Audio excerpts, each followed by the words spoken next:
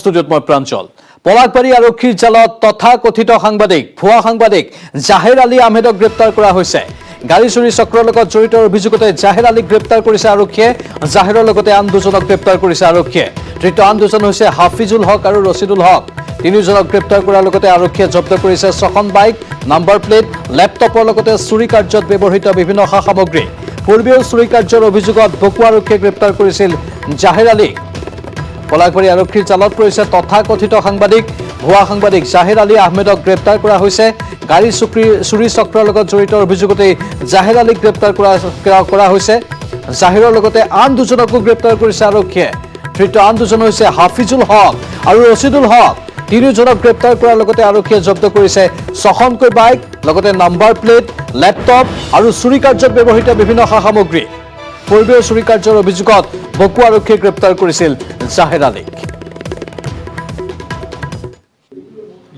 যোৱাকালি মানে প্ৰায় 1:30মান বজাত মই এটা সহজে খবৰটো পালোঁ যে আমাৰ বিজয়নগৰ এলেকাত এটা মটৰচাইকেল মানে টিম এটা লিফ্টাৰ টিম এটা তাতে আড্ডা মানে এটা চেল্টাৰ লৈছে গতিকে সেইখিনি সংবাদটো পাই পেলাই মই পাৰ্টি এটা পঠালোঁ পাৰ্টি এটা পঠাৰ পিছত আমাৰ এছ পি ছাৰকো জনাইছিলোঁ এছ পি ছাৰে বহুত ভাল পাই পেলাই ক'লে যে ইমিডিয়েটলি এইটো একশ্যনটো ল'ব লাগে তো সেইটো মতে মই পাৰ্টি পঠাই পেলাই তাতে গৈ পেলাই দেখা পাই যে এজন মানে মানুহ এজন তাৰ নিজকে ৰিপৰ্টাৰ বুলি চিনাক্ত কৰিছে মই তাৰপিছত আমাৰ যিজন অফিচাৰ পঠাইছিলোঁ তেখেতে ক'লে যে ছাৰ এজন ৰিপৰ্টাৰ আছে মই কৈছোঁ কোনো ৰিপৰ্টাৰৰ কথা নাই তাতে আমাৰ খবৰটো মতে আমি পিক আপ কৰক আৰু সেইমতে পিক আপ কৰা হ'ল আৰু আমাৰ খবৰ আছিলে 2টা মটৰচাইকেল কিন্তু তাতে গৈ পেলাই দেখা পাইছোঁ যে আমি 6টা পালোঁ তো এতিয়া তেওঁলোকৰ 3জন পালোঁ আৰু 6টা তাৰ ভিতৰতে এজনে নিজকে ৰিপৰ্টাৰ বুলি চিনাক্ত কৰিছে আৰু আই কাৰ্ডো দেখাইছে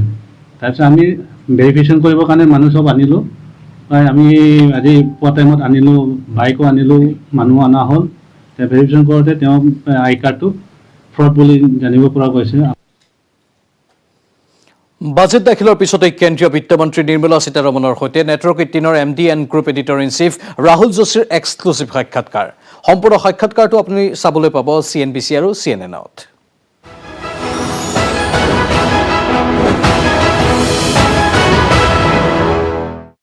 Good evening. I have with me India's Finance Minister Nirmala Sitharaman in an exclusive interview with Network 18, the first that she is giving to a private channel after her budget speech. The markets have given her a huge thumbs up with the Sensex bouncing 2,200 points. It is the highest bounce in absolute terms ever, and a 5% jump is the highest in 22 years. Let's go straight to her with our questions. Nirmala ji, it has been a really, really tough year for you, but I think you have every reason to smile today. As I was saying, the Sensex has really bounced 2,200 points. Did you really expect this, and how do you feel? No, I still have not even seen what kind of reactions are coming up, because after the presenting of the budget, I'm moving from one to another in terms of meeting people and giving television and news media, print media interviews. So I've actually not followed what is the development either in the markets or anywhere else. I hope the intention of 2 or 3 major points which have come across in the budget is well understood and well received. And if it is being received, I'll be happy, because after all, we want the country to understand the intent of this government. It has been a tough year. You've presented this budget in the backdrop of a once-in-a-century pandemic. And also with a highly aggressive neighbor, external aggression from China. What were you really thinking about when you were framing this budget? One thing was clear. If I had more resources to give, I would have given it to the people as much as we can. But we hadn't that kind of a comfort. We didn't have it then, we don't have it yet. We soon can hope to have it. And also the fact that even during the pandemic, the small amounts that we gave to some people only, not to very many, were partly also kept aside, and I don't blame anybody for it. Kept aside, saved for probably rainy days, because the uncertainty is such. So the question of giving money to people so that immediately demand push will happen, and through that people will be expected to spend. Also had a question with it saying, will they spend or will they keep it aside for rainy days? Also, spending will result in immediate demand increases, no doubt, possibly if they spend, but will it be a meaningful trigger for a virtuous cycle to be triggered off? Unless that spending happens in those sectors where the multiplier will work, there's no point in spending in areas which the multipliers are, where the multipliers are weak. That is why we have taken this route of qualitative expenditure, capex through infrastructure building, capex for health, so that you bring in such infrastructure and such facility for health, and there take an approach of holistic health, and then look at agriculture. And that is why we have gone through this route. So that is one side of the story, and the other, I certainly didn't want to fund this whole operation through taxation. By increasing tax, getting the money and then spending is not something which any of us even put on the table for consideration. So that is why I have made provision for large borrowings with the tax buoyancy kept at a very conservative level, and with disinvestment, asset monetization and improved GST collection. I hope we'll be looking at better ways of handling our finances. এগৰাকী প্ৰতিভাৱানৰ পৰিচয় কম বয়সতে পোৱা যায়। এওঁলোকে তেওঁলোকৰ কামৰ নমুনা কম বয়সতে দেখুৱাবলৈ আৰম্ভ কৰি দিয়ে। নেটৱৰ্ক 18ৰ এই বিশেষ যাত্ৰাত এনে কিছু প্ৰতিভাৱানেৰে আপোনালোকক পৰিচয় কৰাই দিম। বাইজুছ ইয়াং জিনিয়াছত এই সপ্তাহত আপোনালোকে লগ পালে পৃথিৱীৰ আটাইতকৈ ক্ষিপ্ৰগতিত ড্ৰাম বজাব পৰা শিশু চেন্নাইৰ ষ্টিভনৰ সৈতে আৰু পশ্চিম বংগত বাস কৰা কোডিং প্ৰতিভাধৰ অনুব্ৰতাৰ সৈতে। এওঁলোকৰ উৎসাহ বঢ়ালে বিশাল দাদলানিয়ে। আহক চাওঁ কিছু দৃশ্য।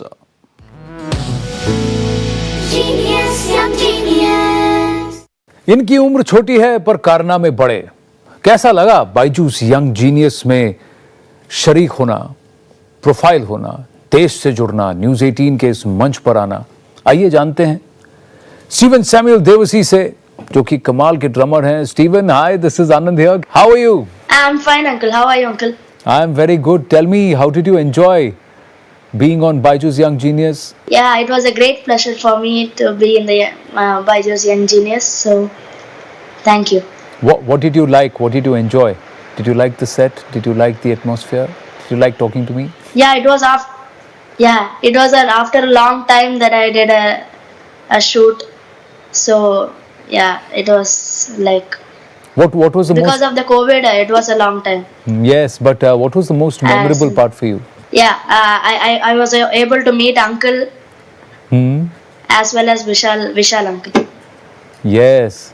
Did you like that jam with Vishal Dadlani, or and also the performance that you did? Because I enjoyed it thoroughly. Yeah, I loved jamming with Vishal uncle. What stood out for you? Because your dad was also there. Did your dad enjoy it? Yeah. He enjoyed it. What did your friends have to say? Did you tell them? Yeah, I put it in my school's group, so they all told congratulations. Great, Samuel. All the very, very best. Thank you, uncle. আঁচনিৰ বিত্তীয় অনুদান প্ৰদান অনুষ্ঠান মুখ্যমন্ত্ৰী সৰ্বানন্দ সোণোৱাল আৰু শিক্ষামন্ত্ৰী হিমন্ত বিশ্ব শৰ্মাৰ উপস্থিতিত অনুষ্ঠিত হয় এই বিশেষ কাৰ্যসূচী। এই অনুষ্ঠানতে পাঠ্যপুথি ক্ৰয়ৰ ধন প্ৰদান কৰাৰ লগতে লেখকসকলক জনোৱা হয় সম্বৰ্ধনা।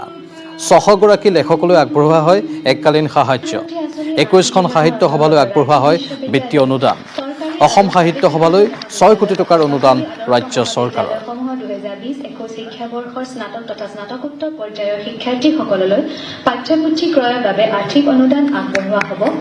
সৰ্বমুঠ 3,26,046 গৰাকী শিক্ষাৰ্থীৰ ভিতৰত যিসকলক আজি এই মঞ্চৰ পৰা আনুষ্ঠানিকভাৱে অনুদান প্ৰদান কৰা হ'ব, হিমাক্ষী দেৱী।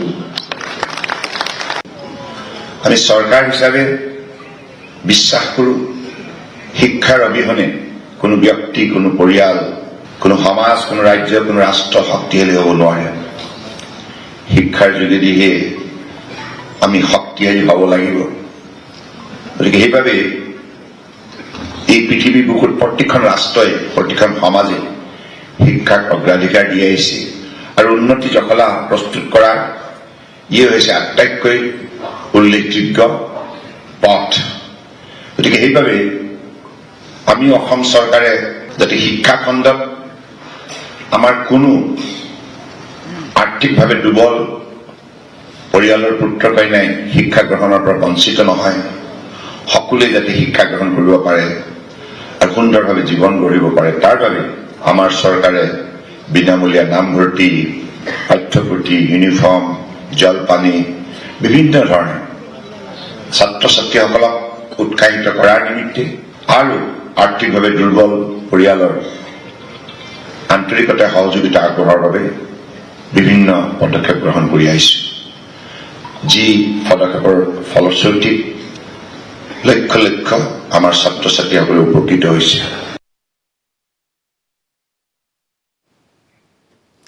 সামৰণি পৰিল 17 সংখ্যক সদৌ অসম কাৰাটে প্ৰশিক্ষণ শিবিৰ। মহানগৰীৰ উলুবাৰী হাইস্কুলত অনুষ্ঠিত হৈছিল সদৌ অসম কাৰাটে প্ৰশিক্ষণ শিবিৰ। দুদিনীয়া এই প্ৰশিক্ষণ শিবিৰৰ সামৰণি অনুষ্ঠানত উপস্থিত থাকে মহানগৰীৰ যতীয়া আৰক্ষী সঞ্চালক প্ৰধান দেৱৰাজ উপাধ্যায়, সমাজকৰ্মী জান্নাতুল হক ৰাজাৰ লগতে কেইবাজনো বিশেষ ব্যক্তি। এই শিবিৰত অংশগ্ৰহণ কৰে 130 গৰাকীৰো অধিক প্ৰশিক্ষাৰ্থীয়ে।